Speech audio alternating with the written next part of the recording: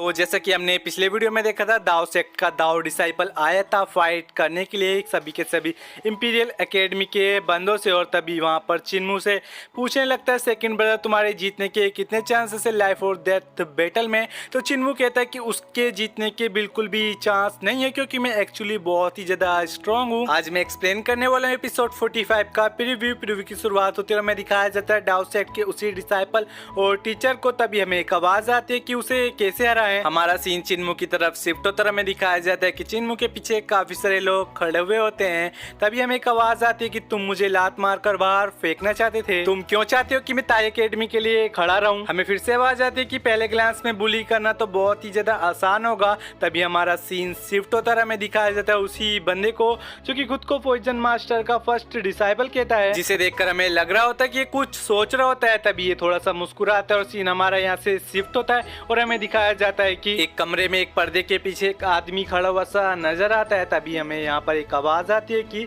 हमें उसकी किस्मत को डिस्ट्रॉय करना होगा। आई थिंक ये आदमी बैठा हुआ और हमें यहाँ पर दिखाया जा रहा है एक शैडो सा। तभी हमारा सीन यहाँ से शिफ्ट होता है, हमें दिखाया जाता है दाओ सेक्ट के उसी दाओ टीचर को, जिसे देखकर हमें लग रहा होता है कि कुछ सोच रहा होता है। तभी यहाँ से हमारा सीन शिफ्ट होता है और हमें दिखाया जाता है यहाँ पर एंसेस्टर को, और साथ ही में यहाँ पर दो बंदे फाइट करे होते हैं आपस में।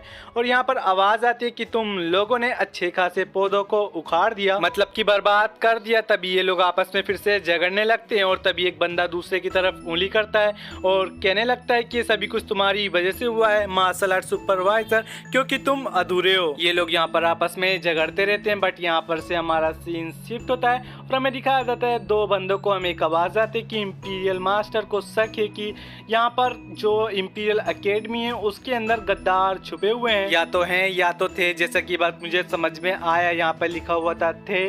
तभी हमारा सीन यहाँ से भी शिफ्ट होता है, हमें दिखाया जाता है एक गेट को, सामने से एक बंदा निकल के आता है जो कि बहुत ज्यादा बड़ी तलवार को पकड़ के रखता है। और तभी एक आवाज आती है कि नॉनसेंस, और उसके अंदर से काफी ज्यादा ओरा बाहर निकल रही होती है। तीन दूसरे बंदे की तरफ घूमता है और फिर से एक आवाज आती है कि मेटर्स को फैला दो। और तभी हमें इस बंदे का जो चेहरा दिखाया जाता है जो कि थोड़ा सा बंदर जैसा लग रहा होता है, और इसके यहाँ पर जो पास में एक स्पेयर टाइप का खड़ा हुआ होता है, मतलब कि उसमें थोड़ी तलवार है, पूरा स्पेयर बना हुआ नहीं है। तभी अपनी सर को नीचे करता है बिल्कुल स्टाइल में और अकड़ के कहने लगता है कि डाओमैन को विद्रोह करना होगा। तभी हमें दिखाया जाता है उन्हीं दोनों दाओ सेक्ट के दाओ मास्टर और दाओ डिसाइपल को। मेरे ख्याल से वो जो बंदा इन दोनों की बात कर रहा होगा, और रिवेल किसके खिलाफ करना होगा, जितना मुझे समझ में आया ये इंपीरियल एकेडमी के खिलाफ ही रिवेल करना चाहते हैं। इन दोनों के सामने से एक बंदा आ रहा होता है, एक आवाज आती कि सेकंड ब्रदर तुम क्या कर रहे हो। तभी हमारा सीन यहाँ से भी शिफ्ट होता है, हमें दिखाया जाता है एक बहुत ही ज्यादा प्यारी जगह को। तहाँ पर आवाज आती है कि